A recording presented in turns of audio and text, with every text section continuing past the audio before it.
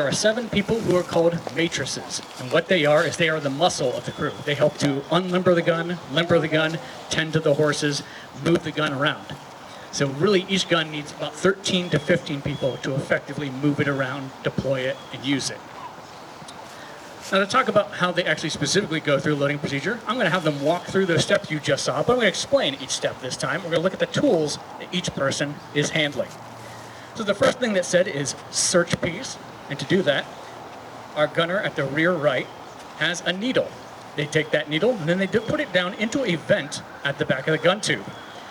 They're just checking to make sure that there's nothing sticking in there, because in a few seconds, they're going to be putting a fuse in.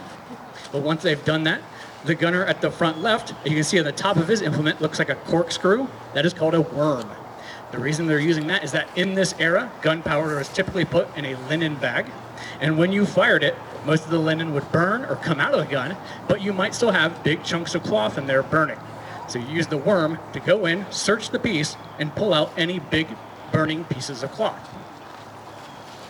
Once that's done, the rear right gunner will then tend vent, and what that is on the left thumb, a piece of leather is put on there so that you don't burn your thumb, because you need to put that directly on the vent. Once that's done, the front right gunner, to see the top of the staff, there is a sponge, a damp sponge, that will now be put down the tube. Because anything that was too small to be pulled out by the worm can now be doused by the wet sponge. And effectively, these 3 gunners have worked as a team to help render this gun tube safe. And if one person was pulling out burning bits, the other person was dousing anything with water, the person at the back with their thumb on the vent, what are they doing? Keeping the air from coming out. Yeah. Keeping the air from flowing in and out. As you put those implements in and out of the gun, that might suck air in the vent, and that might reignite embers. So their thumb is stopping the air from getting in, the oxygen from reigniting any embers. So once they've all done their job, they've effectively rendered the gun tube safe. We can now throw more gunpowder in there. To do that, the next thing the gun captain would do, he says advanced cartridge, and then he typically says a type of ammunition and a range. Because what he's doing is he's telling the powder handler what to grab and how much powder you need to grab. Because if he wants to shoot something 1,200 yards, you're going to need a little more than if you're shooting it 300 yards. So it's up to him to grab the right thing.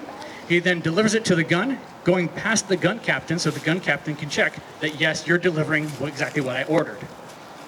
The round is then delivered to the front left gunner, who then places it into the front of the tube. Once that's happened, though, you can't fire it yet.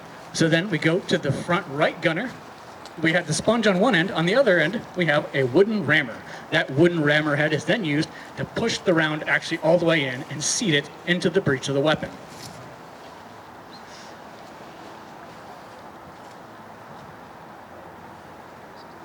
Once that's happened, the rear right gunner then goes into action again. Again, using that pin, previously it was used to check the vent is empty. Now they're using it to rip open the gunpowder bag. Once they've done that, you see they have a metal box on their right hip. Inside that metal box is where they have fuses.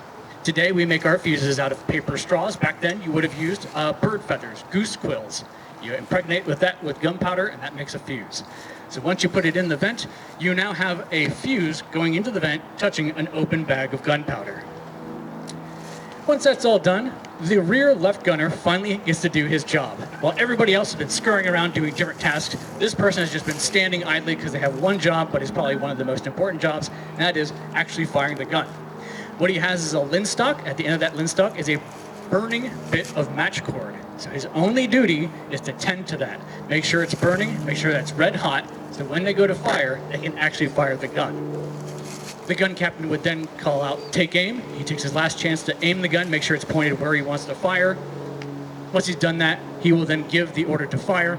A big swoop of oxygen, make sure the cherry at the end of that is red hot, and then it is touched to the fuse in the vent, and that would ignite the gunpowder.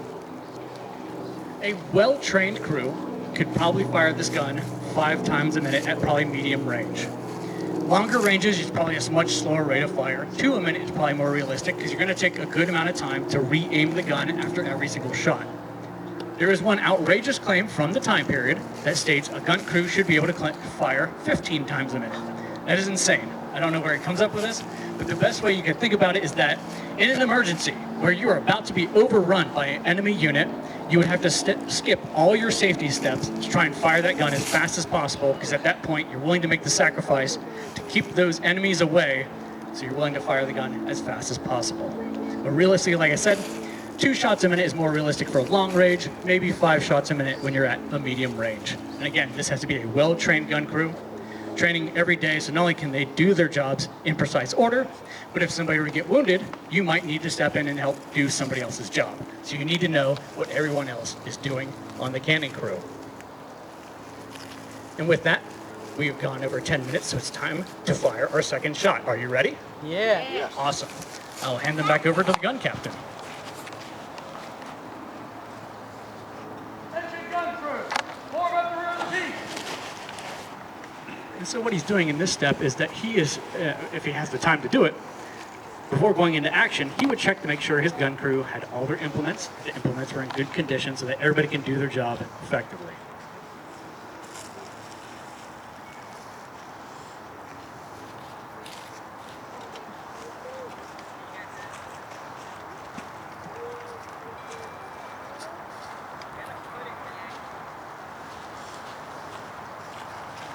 Hand the piece. And so they go to their stations. Search the piece.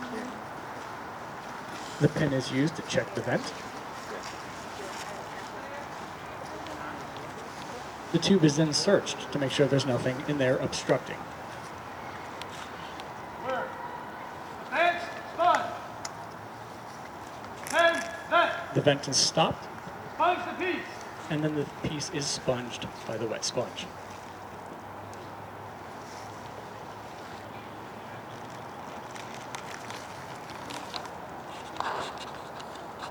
Advance cartridge, canister, 150 yards. Calling out exactly what kind of round he wants and how far he intends to shoot it.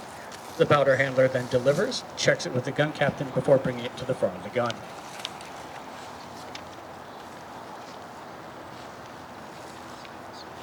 Charge the piece. The round is then placed into the muzzle of the gun. Ram down, cartridge. And then the sponge rammer is used to seat the round in the breech of the weapon.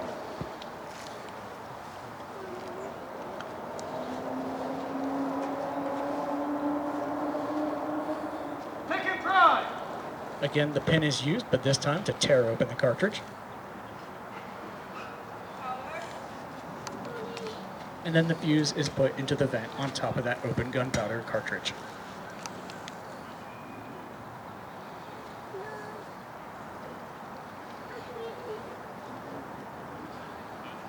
Again. Now would be the time to cover your ears.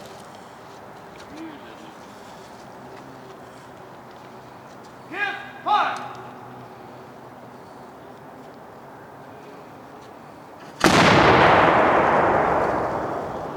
Search the piece. And with that, that is your second shot.